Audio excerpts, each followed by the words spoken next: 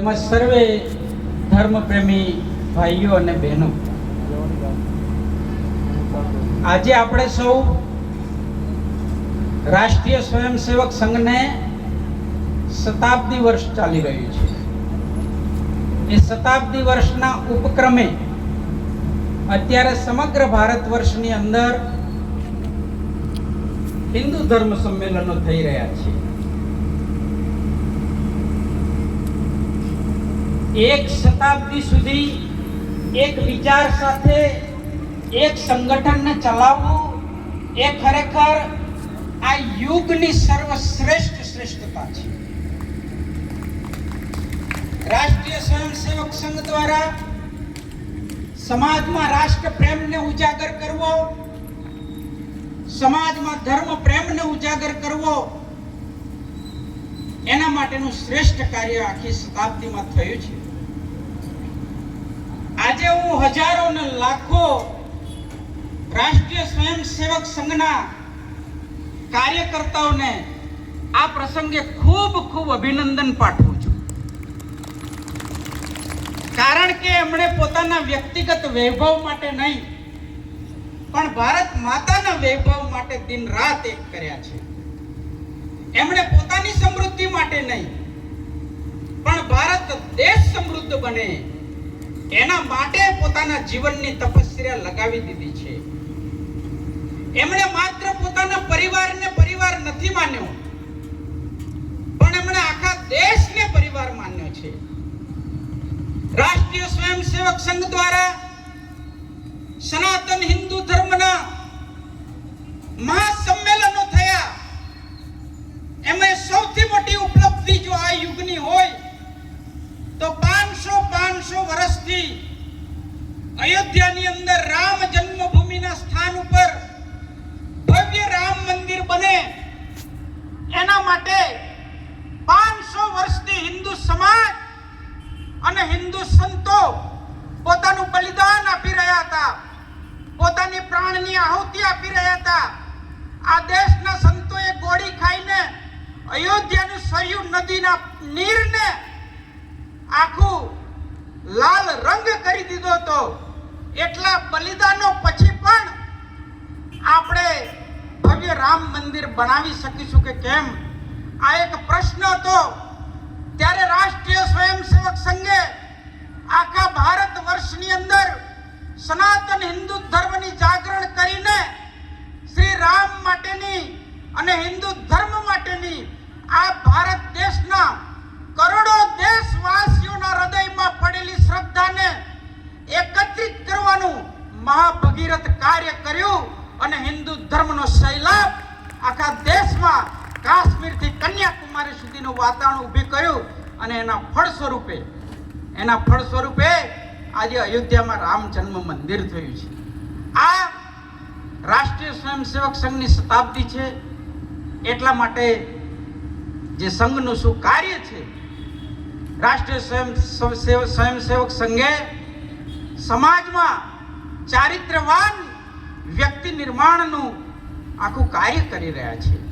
સંઘનું કાર્ય શું છે એ આપણે ખરેખર જાણવું જોઈએ, સમજવું જોઈએ.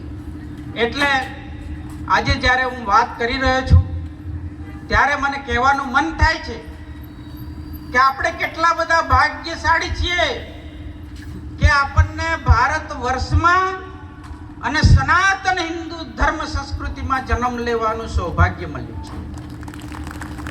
એક વખત સ્વામી રામતીર્થ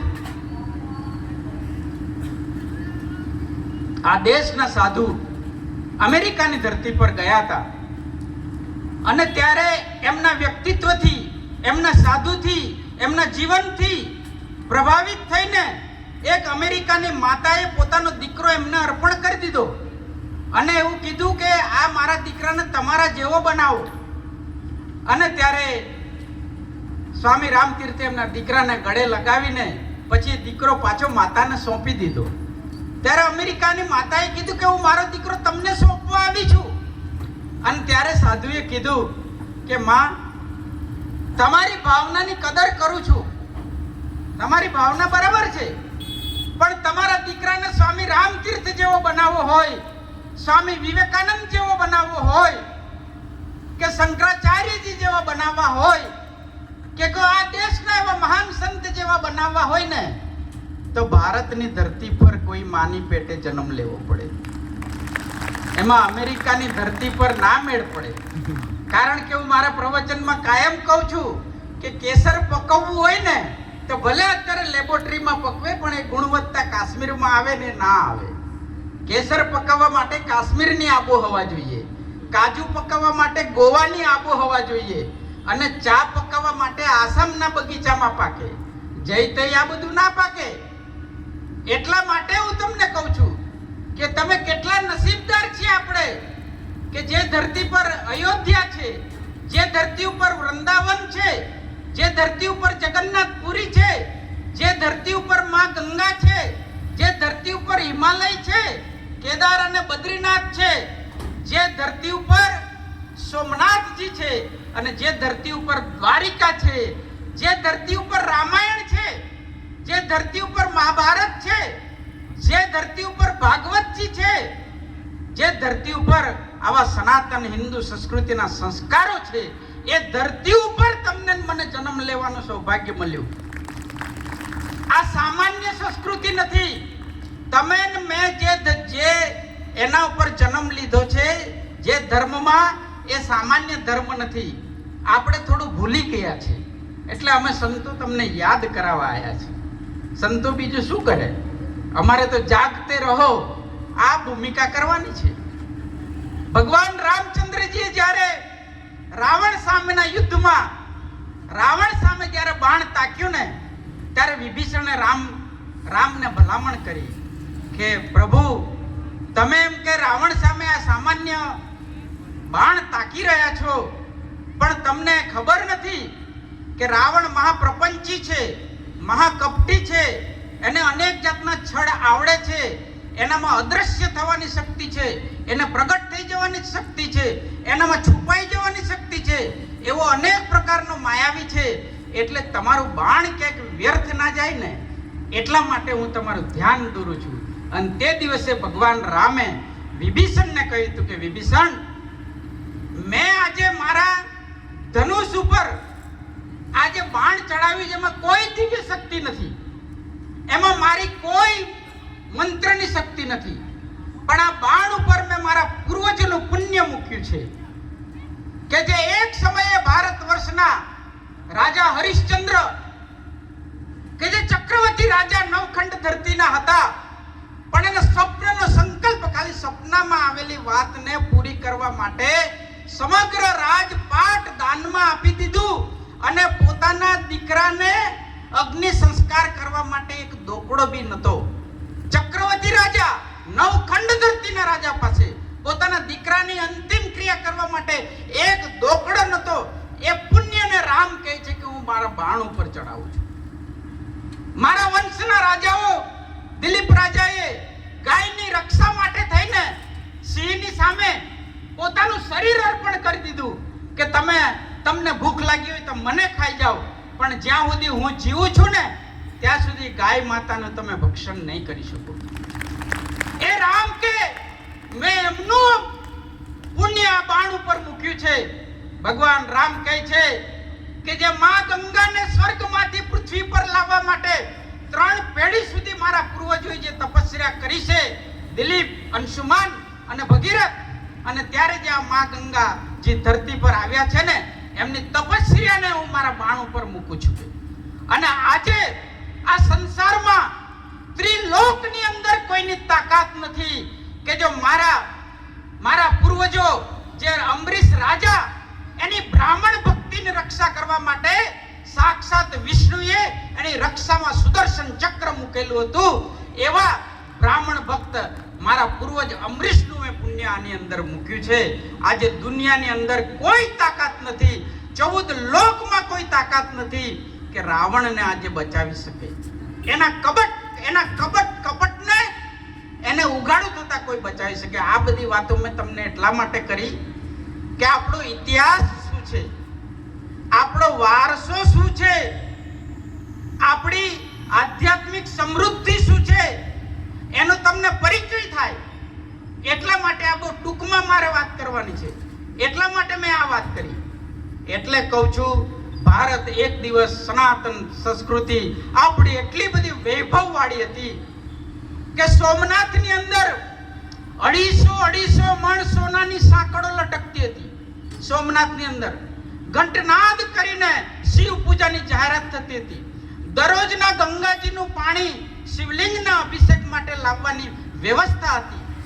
અને જ્યારે વિધર્મીઓએ એ સોમનાથ મંદિર ઉપર હુમલો કર્યો ત્યારે બ્રાહ્મણોએ વિધર્મીઓને કહ્યું હતું કે અમે 5 કરોડ રૂપિયા તમને આપવા તૈયાર છીએ, પણ તમે મંદિર ઉપર આક્રમણ ના કરતા. અને તે દિવસે વિધર્મીઓએ આપણા બ્રાહ્મણોને કહ્યું હતું કે અમને તમારા 5 કરોડ લેવા કરતા, તે વખતે 1000 વર્ષ પહેલાના 5 કરોડની વાત કરું છું, 1000 વર્ષ પહેલાના 5 કરોડ, તમારા 5 કરોડ લેવા કરતા અમને આ મંદિર તોડી નાખવામાં અને આ શિવલિંગ ઉખાડી નાખવામાં વધારે આનંદ આવે છે. આવી વાત કરી. તમે વિચાર કરો. આ એટલા માટે કહું છું કે આપણા ધર્મ, આપણી સંસ્કૃતિ, આપણા તીર્થો સાથે કેવી કેવી ઘટનાઓ બનેલી છે. જહાંગીર આગ્રાથી જોતો હતો અને વૃંદાવન મથુરાની જે જાવ જલાલી જોઈને એક વખત જહાંગીરે કહ્યું હતું કે કોઈ કરોડો ને અબજો રૂપિયા લગાવીને 5000 થી 10000 માણસોને કામે લગાડે અને 200 વર્ષ સુધી કામ ચાલે. કેટલા? 200 વર્ષ સુધી કામ ચાલે તોય જે મથુરા ને મંદિરોની જાવ જલાલી છે ને એનું કામ થઈ ના શકે. આવો વૈભવ આપણો કાશી બનારસનો હતો. 1000 મંદિરો આપણા કાશી ને બનારસની અંદર તોડી નાખવામાં આવ્યા. આપણી વિશ્વવિદ્યાલયોને સળગાવી દેવામાં આવી. આને બધું તોડી નાખવામાં આવ્યું. સનાતન હિન્દુ ધર્મની વજૂદને મિટાવી દેવા માટે અનેક પ્રયત્નો થયા. સોમનાથને 2 વખત મસ્જિદ બનાવવામાં આવી. વિચાર કરો, આજે એ સોમનાથનું પણ સહસ્ત્ર વર્ષની એ વર્ષ ચાલી રહ્યું છે, ત્યારે આજે ત્યાં પણ અનેક પ્રકારના કાર્યક્રમો થઈ રહ્યા છે. એટલે હું તમને યાદ કરાવું છું કે જ્યારે કોઈ પણ દેશનો ધજા બદલાય છે ને, પરિવર્તન આવે છે, આક્રમણ થાય છે, ધજા બદલાય છે ને, ત્યારે ખાલી 4 મીટર કાપડનો ટુકડો નથી ઉતરતો. આપણું આત્મસન્માન, આપણું ગૌરવ, આપણી માતા બહેનો દીકરીઓની ઇજ્જતો સરેઆમ થાય છે. આપણા પૂર્વજોની હત્યા થાય છે. આપણી ચોટલીઓ કપાઈ, આપણી જનોઈ કપાઈ, આપણા કપાળથી તિલક અને ચાંદલા ભૂસાયા. એ આજે 1000 વર્ષ થઈ ગયા અને છતાં પણ હજુ આપણો સમાજ એને ગ્રહણ કરતા ટેવાયો નથી. અત્યારે તો આઝાદી છે, પણ એ 1000 વર્ષનો જે કાળ જે વીત્યો છે કે હજી આપણે એને ધારણ કરી શકતા નથી. વિચાર કરો. એટલા માટે હું કહું છું કે જે સમાજ, ઇઝરાયલનું બહુ સરસ સૂત્ર છે, એ કૃષ્ણ ભગવાનમાંથી જ એમણે લીધું છે. કૃષ્ણ ભગવાને મહાભારતના કુરુક્ષેત્રના યુદ્ધમાં એક જ કામ કર્યું, પાંડવોને યાદ કરાવવાનું કામ કર્યું કે આજ કૌરવોએ તમને લાક્ષા ગ્રહની અંદર સળગાવી દેવા માટેનું ષડયંત્ર કરેલું. એ આજ કર્ણ જ્યારે એનો રથ જમીનમાં ઘૂસી ગયો અને કૃષ્ણ પરમાત્માએ કીધું કે ચલાવ કર્ણ ઉપર બાણ, આજ તક છે એનો વધ કરવાની. અને ત્યારે અર્જુને કીધું કે આ ધર્મના વિરુદ્ધ છે, યુદ્ધના નિયમના વિરુદ્ધ છે. ત્યારે કૃષ્ણ પરમાત્માએ કીધું કે અભિમન્યુને કપટ કરીને મારી નાખ્યો તે દિવસે કયું ધર્મશાસ્ત્ર સંમત હતી એમની વાત? જે દિવસે દ્રૌપદીને ભરી સભાની અંદર એક કુલવતીને ખેંચીને એને વેશ્યા કહીને સંબોધન કરવામાં આવ્યું, ત્યારે આ કર્ણ કયા ધર્મનું પાલન કરી રહ્યા હતા? એટલા માટે કૃષ્ણ ભગવાને અર્જુનને યાદ કરાયું કે આ જ ધર્મ છે કે જે અધર્મના પક્ષે છે એનું માથું ઉતારો. ભીમને પણ દયા આવી હતી. જ્યારે ભીમે પણ કહ્યું હતું કે કૃષ્ણ પરમાત્માએ કીધું કે તમારી ગદા જાંઘ ઉપર મારો દુર્યોધનને. ભીમ કે આ યુદ્ધના નિયમની વિરુદ્ધ છે. ત્યારે તમે જે શપથ લીધા છે, દ્રૌપદીનું અપમાન થયું ત્યારે કે જેણે આ દુર્યોધને દ્રૌપદીને કીધું છે કે એને મારી જાંઘ ઉપર બેસાડો તો એક દિવસ હું એની જાંઘ તોડી નાખીશ, તો એ મોકો જીવનમાં ક્યારે આવશે? આ વાત કૃષ્ણ ભગવાને યાદ કરાવી. આ ધર્મ સંસ્કૃતિ ખાલી માળા કરવાનું નહીં શીખવાડતું, ખાલી કથા પારાયણ નહીં કરવાનું શીખવાડતું, ખાલી મંદિરોમાં ધર્મ પુરાયેલો નથી. આપણો ધર્મ શીખવાડે છે કે જો આ દેશની માતાના પાલવ ઉપર હાથ પડે ને તો એને અહીંયા ખભામાંથી ઉખેડીને ફેંકી દો અને એની છાતી ચીરીને એના લોહીનું પાન કરો. એ ધર્મ છે. આ કૃષ્ણ પરમાત્માએ શીખવાડેલો છે. હાથ જોડવાનું નહીં શીખવાડ્યું. આપણા દેશના વડાપ્રધાન પહેલી વાર વડાપ્રધાન થયા તો કોઈ પણ દેશમાં જાય એટલે એના રાષ્ટ્રાધ્યક્ષને ગીતા આપે. રશિયામાં જાય તો ગીતા આપે, અમેરિકામાં જાય તો ગીતા આપે, જ્યારે જાપાનમાં જાય તો ગીતાજી આપે. આપણને બધાને કે આ ગીતાજી કેમ આપતા હશે? પણ જ્યારે અત્યારે ઓપરેશન સિંદૂર થયું અને ત્યારે પાકિસ્તાન વાળાએ બધાય મોટા મોટા દેશને ફોન કરીને મદદ માંગી કે આ ભારતને કહો કે યુદ્ધ ના કરે, અમારી ઉપર મિસાઇલ ના છોડે. અને ત્યારે દરેક દેશના મોટા મોટા રાષ્ટ્ર અધ્યક્ષે કીધું કે આ તો મહાભારત અને ગીતાને વરેલા નેતા છે, એને તો અમને બધાને ગીતા પકડાવી છે અને આ તો ગણી ગણીને યાદ કરી કરીને ખોતરીને હિસાબ કરનારા નેતા છે. આ સંદેશો આ ભારતની સંસ્કૃતિનો સંદેશો છે. એટલે ઇઝરાયલ આપણે તો યાદ ના રાખ્યું, આપણે તો આ બધું ભૂલી ગયા છે.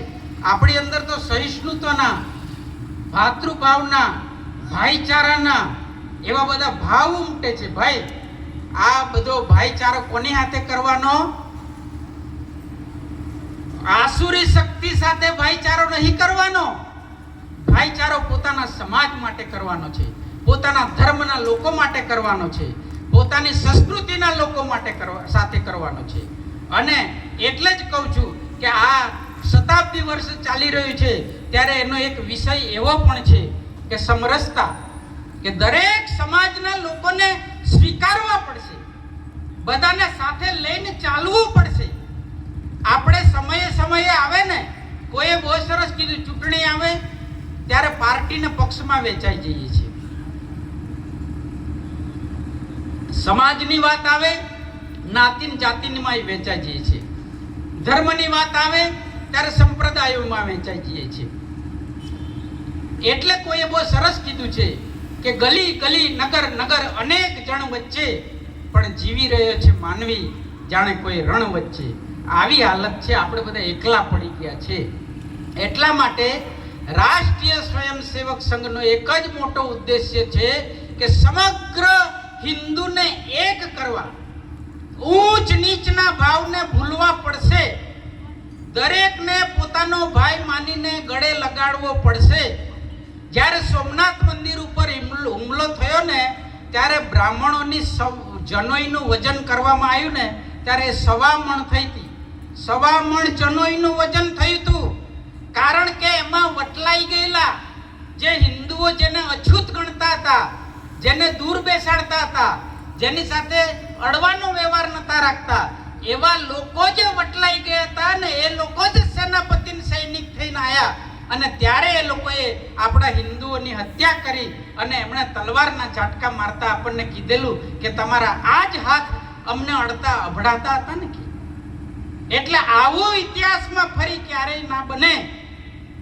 હું એટલે કહું છું કે જે સમાજ પોતાની યાતનાઓને ભૂલી જાય, જે સમાજ પોતાના અપમાનને ભૂલી જાય, જે સમાજ હજાર વર્ષ સુધી વેઠેલી પોતાના અપમાનોને ભૂલી જાય, પીડાઓને ભૂલી જાય, જે સમાજ મહારાણા પ્રતાપ જેવા મહાવીર, આવા રાજવી કે જેને આ ધર્મ અને સંસ્કૃતિ માટે વન અને જંગલ ભટકવું પડ્યું, જેને રાજમહેલ છોડીને જેને પથ્થરોને ગુફામાં સૂવું પડ્યું, એ અકબરે તો એને કીધું હતું કે તમે મારા દરબારમાં આવીને ખાલી કુર્નિશ બજાવીને બસ એકવાર આવો ને કુર્નિશ બજાઈ જાઓ, તમને સન્માન તમારું રાજ્ય આપી દેવા તૈયાર છું.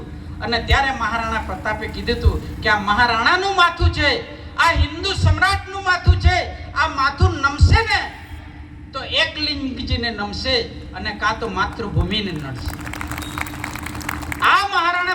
આવા રાજાઓ ગુમાયા આપણે આવા મોટા મોટા રાજાઓ ગુમાયા. અત્યારે છાવા પિક્ચર આવ્યું, કરોડો રૂપિયાનો ધંધો કર્યો, સિનેમા ભરાઈ ગયા કે છત્રપતિ શિવાજીનો દીકરો એને ઔરંગઝેબે પકડી લીધો, એના શરીર પીઠ ઉપર હુક લગાવ્યા, સાંકળ સાથેના હુક લગાયા, એની ચામડી ઉતરી લેવામાં આવી, એની જીભ કાઢી લીધી, એની નાક કાઢી દીધા. આટલી ક્રૂરતા તો આપણે પડદા પર પણ નહીં જોઈ શકતા.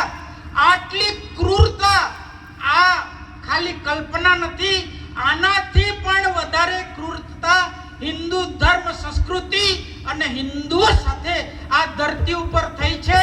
આ ધરતી પર જ્યાં બેઠા છીએ આપણે, આ ધરતી ક્યારેક આંસુઓથી ભીંજાય છે અને ક્યારે લોહીના લાલ રંગથી આ ધરતી લાલ થઈ છે. એટલા બલિદાનો આ ધરતી ઉપર થયા છે.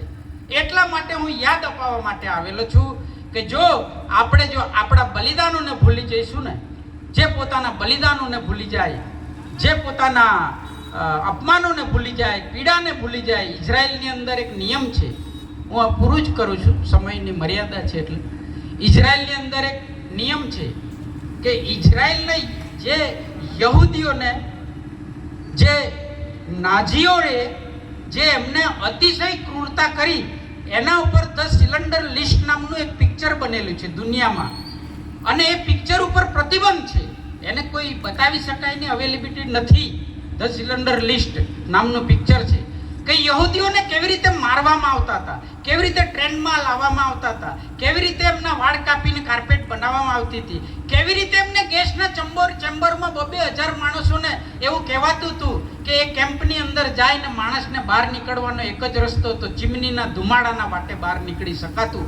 અને જ્યારે છેલ્લે 7-8 હજાર યહૂદી બચ્યા ત્યારે જોવામાં આવ્યું ને તે મોટી મોટી ચીમની આપણે બેઠા છે ને એનાથી મોટી મોટી ચીમનીઓના દિવાલ ઉપર 18 ઇંચ ચરબીના થર લાગી ગયા હતા. આવી ક્રૂર યાતનાઓ કરીને યહૂદીઓને મારવામાં આવેલા. એટલે આજે યહૂદીઓ કોઈ ભૂલ કરે ને તો આપણે દંડા મારીએ, એને કંઈક કરીએ. યહૂદીઓ કોઈ ભૂલ કરે ને તો એમને આ ધ સિલિન્ડર લિસ્ટ નામનું જે પિક્ચર છે એ બતાવવામાં આવે કે ભાઈ તમારા પૂર્વજોએ કેટલું બલિદાન આપ્યું છે, કેટલી કુરબાની થઈ છે, કેટલી ક્રૂરતા વેઠી છે, અને ત્યારે આપણું અસ્તિત્વ આજે બેઠેલું છે. યહૂદીઓનો નિયમ છે કે તમને કોઈ ઘા આપેલો હોય ને તો એને ખોતરીને ઉજેડીને તાજો રાખો, એને મલમ લગાવીને એને રૂજાવા ના દેતા. એવા ઘા રૂજાઈ જશે ને તો આપણું પતન નક્કી છે. એટલે જે ભારત માતાના જે ઘા વાગ્યા છે, આપણા કેટલાય શહીદોએ, તેને રામપ્રસાદ બિસ્મિલને જ્યારે ફાંસી આપવામાં આવી ત્યારે અંગ્રેજોએ કીધું એના ઘરમાંથી કોઈ એક જ જણ એને લેવા આવશે. ત્યારે એની માતાએ કીધું કે મારો દીકરો દેશ માટે ફાંસીએ ચડે, હું લેવા જઈશ. અને પોતાના દીકરાને મૃત શરીરને લઈને રામપ્રસાદ બિસ્મિલની માતા એક નાના ટેબલ ઉપર ઊભી રહી. અને અત્યારે બી આપણે નારા બોલાવીએ એમ તે દિવસે લોકો નારા બોલાવતા હતા, લોકો કે ભારત માતા કી જય, અમર રહો ઇન્કલાબ. ત્યારે એની માતાએ કીધું કે જો મારો એક દીકરો આ ભારત માતાના ચરણે કુરબાન કર્યો છે અને ઘરે જઈને મારા બીજા દીકરાને આઝાદીની ચળવળ માટે જોડાવાનું તિલક કરવા હું જઈ રહી છું. આવી જ એની હિંમત હોય ને એ જ મારા દીકરાની ઠાઠડીને હાથ લગાડે, બાકી નપુસંક અને હિજડાઓ મારા દીકરાની સ્મશાન યાત્રામાંથી બહાર થઈ જજો. जिंदगी जिंदा दिली का नाम है यारो, मुर्दे भी क्या खाक जिया करते हैं. એટલે જીવવું હોય તો ભારત માતા સનાતન હિન્દુ ધર્મને ધારણ કરીને જીવવું પડશે. આજે આપણા વિસ્તારની અંદર ભયંકર વટાડ પ્રવૃત્તિ ક્રિશ્ચનો દ્વારા કરવામાં આવી રહી છે. આદિવાસીઓમાં જાતને લોભ લાલચ પ્રલોભનો આપીને આદિવાસી હિન્દુ નથી એવું એમને ભ્રમિત કરીને આજે અમે ડાંગ વિસ્તારની અંદર જઈએ છીએ ત્યારે જે સભા ઉપરથી અમે પ્રવચન કરીએ છીએ, તમને નવાઈ લાગશે કે શંકરાચાર્યજી મહારાજ સાથે જે સ્ટેજ બનાવેલું, જેનું ફરાસખાનું લાયા હતા, જે ખુરશી ઉપર અમે બેઠા હતા, એ ખુરશીના નીચે લખેલું હતું બેથલેહામ મંડપ સર્વિસ. સમજ ના પડી એટલે તમારી તાલી ના આવી. જે સ્વભાવ અમે કરતા હતા આજ તકલીફ છે ને, તમને કેટલુંક જગાડીશું. મારા 60 વર્ષ પૂરા થઈ ગયા, હવે 1-2 વર્ષમાં હું બી બધી નિવૃત્તિ લેવાનો જ છું ભગવાન ભજવા માટે, બરાબર. હવે તમને કેટલું જગાડીશું. બેઠલે આમ મંડપ સર્વિસની ખુરશી પર બેહીને હિન્દુ ધર્મનું પ્રવચન અમે કરતા હતા. ત્યાં ડાંગ વિસ્તારમાં હિન્દુ મંડપ સર્વિસ હોતવી અઘરી છે. કોઈ ગામમાં જઈએ તો અહીંયા 20% રહ્યા છે, અહીંયા 18% રહ્યા છે, અહીંયા 30% હિન્દુઓ રહ્યા છે. આવી તકલીફ છે. ગુજરાતને ખબર નથી. વિવેક રાખું છું એટલે અહીંથી હું અટકી જાઉં છું. આખો આ પટ્ટા ઉપર એટલું ભયંકર સાંસ્કૃતિક ધર્મનું આક્રમણ ચાલી રહ્યું છે, અને જે દિવસે જાગશો ને તે દિવસે તમને ખબર પડશે દેશી કહેવત પ્રમાણે કે આખું કોળું શાકમાં જતું રહ્યું છે.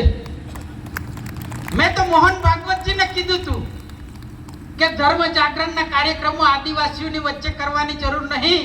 ઉજળવ્યા તો ના હાઈ સોસાયટીની અંદર, સુરત અને અમદાવાદ ને રાજકોટ જેવા મહાનગરોની અંદર કરવાની જરૂર છે. એ લોકોને જગાડવાની જરૂર છે. તમે ઉઠ્યા, ગાડી લીધી, ઇનોવા લીધી, ખાવા ગયા, હોટલે ખાધું પીધું, પણ તમારી ચારે બાજુ કઈ આગ લાગી છે તમને ખબર છે? તમને એમ છે કે અમે તો આ ડાઇનિંગ ટેબલ ઉપર બેહીને પિઝાનો ઓર્ડર કર્યો છે. તમને ખબર નથી કે તમે ધર્મ યુદ્ધની અંદર તમે બી જોડાયેલા જ છો. ધીરે ધીરે પરિસ્થિતિ આવશે. આજે કેરળની ધરતી ઉપર કોઈ સ્ટીકર લગાડી શકાતું નથી હનુમાનજીના નામનું, કોઈ શિવ શક્તિ નામની સોસાયટી નથી, કોઈ શ્રી કૃષ્ણ સોસાયટીનું નામ આપી શકાય એમ નથી.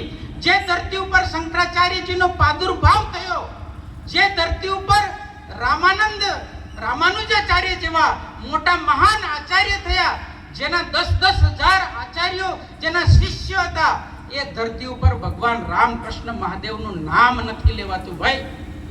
આજે બાંગ્લાદેશ, આજે પશ્ચિમ બંગાળની અંદર આ તમને એમ લાગે છે આ તો કેરળમાં થાય છે, તો આપણે શું આપણે એવું જાણીએ છીએ ને કે આ તો કેરળની સમસ્યા છે. આપણી શું સમસ્યા? અરે ભાઈ આપણી સમસ્યા છે આ ગીધમાળ, જે આદિવાસીઓના મંત્રોની અંદર જે તીર્થનું સ્થાનકનું નામ છે, એ ગીધમાળની અંદર અત્યારે સોશિયલ મીડિયામાં તમે જોયું હશે કે આપણા હિન્દુ આગેવાનોને આતરીને પોલીસે રોકી દીધા.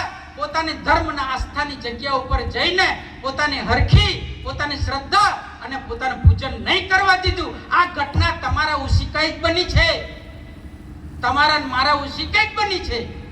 વારંવાર આવી ઘટના એ એવું ના સમજતા કે આ માંડવી નગર સુધી નહીં આવે, એવું ના સમજતા કે તમારા સુરતના ભાગળના ચોક સુધી નહીં આવે. આ સમસ્યા ધીરે ધીરે આવશે. આજે પશ્ચિમ બંગાળની અંદર રામનવમીના દિવસે યાત્રા કાઢવા માટે, દુર્ગા પૂજા કરવા માટે સુપ્રીમ કોર્ટ સુધી મોટા મોટા વકીલોને ઊભા રાખવામાં આવે છે, અને આ દેશના સૌથી મોટી મોંઘી ફીવાળા કપિલ સિબ્બલ અને અભિષેક મનુ સિંઘવી જેવા વકીલો એ હિન્દુ તરફદાર વાળાની સામે ઊભા હોય છે અને સુપ્રીમ કોર્ટની અંદર દલીલ કરતા હોય છે કે રામના જયકારાથી, જય શ્રી રામ કહેવાથી અને રામની ધજા લઈ જવાથી અહીંયા ઉશ્કેરણી થશે અને શાંતિ ને વ્યવસ્થા બગડશે અને કાયદો ને વ્યવસ્થા જાળવી નહીં શકાય, આવી દલીલો કરવામાં આવે છે. તમે વિચાર કરો, આવી પરિસ્થિતિમાંથી આપણે આજે પહેલા હોળી ઉજવતા હતા, પરમિશન લેતા હતા, દિવાળી ઉજવતા હતા, પરમિશન લેતા હતા.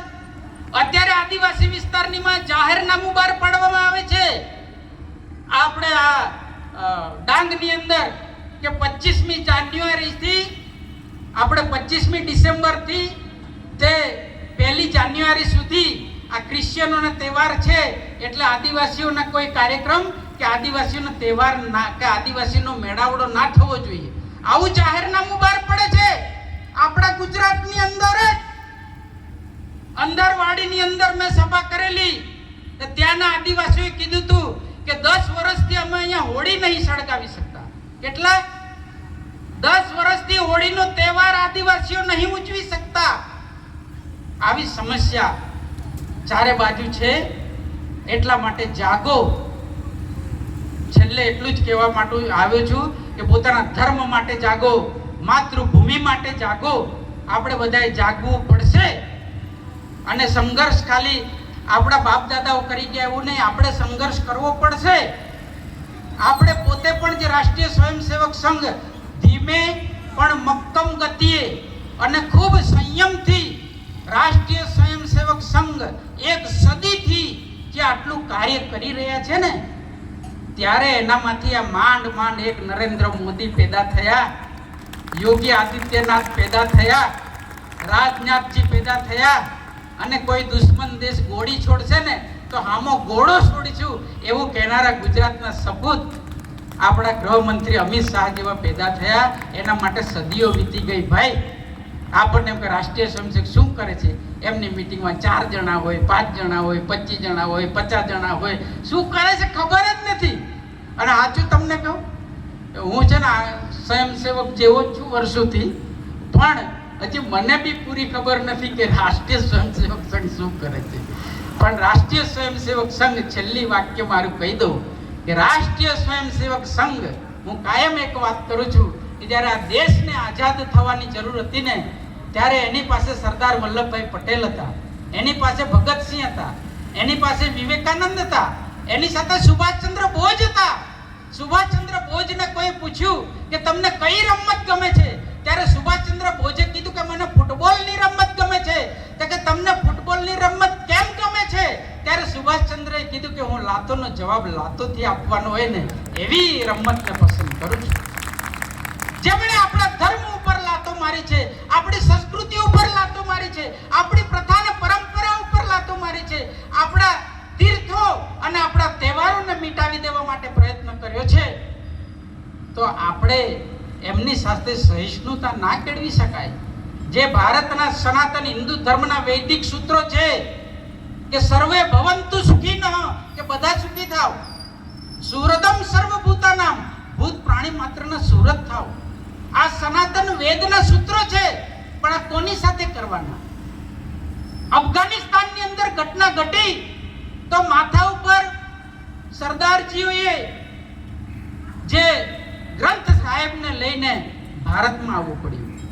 અત્યારે બાંગ્લાદેશમાં પરિસ્થિતિ બદલાઈ તો બોડી બામણીના ખેતરની જેમ જે હિન્દુને કાપી નાખવો હોય એ હિન્દુને એમ કે ઈશ નિંદા કરવાના કારણે થઈને એનું મોબ લિંચિંગ ટોળું થઈને મારી નાખવામાં કોઈ પૂછનાર નથી. એટલા માટે તમારે ને મારે અફઘાનિસ્તાન સુધીનો દેશ હતો, અફઘાનિસ્તાન ગુમાવી દીધું, પાકિસ્તાન ગુમાવી દીધું, બાંગ્લાદેશ ગુમાવી દીધું, બર્મા ગુમાવી દીધું, અને આપણી સાથે અત્યારે કેરળ છે પણ નથી, બરાબર જ સમજી લો. અને પશ્ચિમ બંગાળમાં નહીં જોર મારીએ તો થોડાક સમય પછી એ નથી, સમજી લો. એટલે ધીરે ધીરે હિન્દુ ઘટી રહ્યો છે ને, તો હિન્દુઓ માટેનો જમીનનો ભૂભાગ પણ ઘટી રહ્યો છે.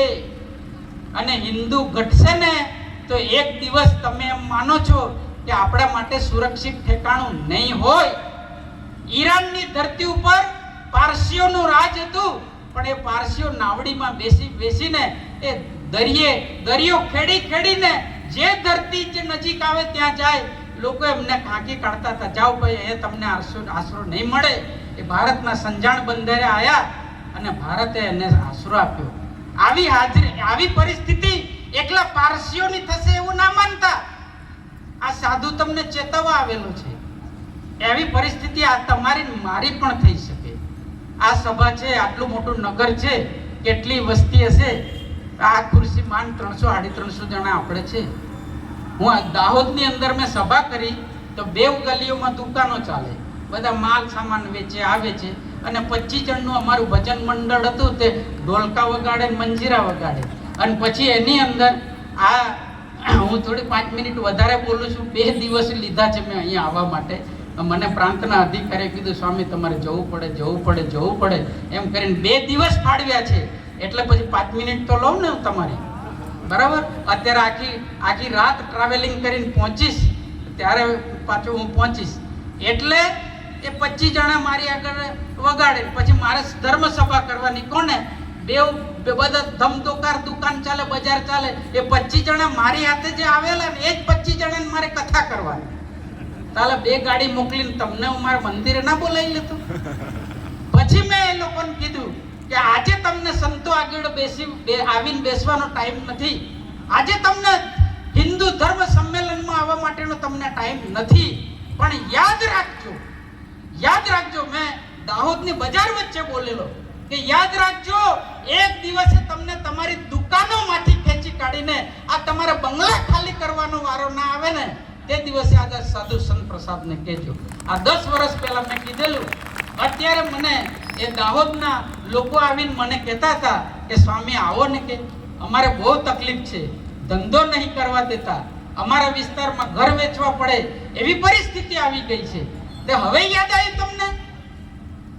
અમે આટલા વર્ષોથી જ્યારે રાષ્ટ્રીય સ્વયંસેવક સંઘને અને વિશ્વ હિન્દુ પરિષદ જેવા જે હજારો ને લાખો કાર્યકર્તાઓ જ્યારે સમાજને જગાડવા માટેનું અભિયાન કરી રહ્યા છે, ત્યારે એને સાથ આપો, એની સાથે રહો, એને મદદ કરો, એને પીઠબળ પૂરું પાડો, અને ત્યારે આપણે આપણા હિન્દુ વિચારને આગળ લઈ જઈ શકીશું.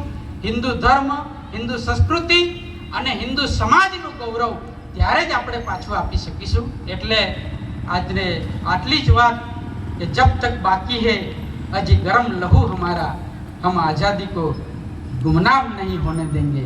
બોલો ભારત માતા કી જય, ભારત માતા કી જય, સનાતન હિન્દુ ધર્મ કી જય, સનાતન હિન્દુ ધર્મ કી જય.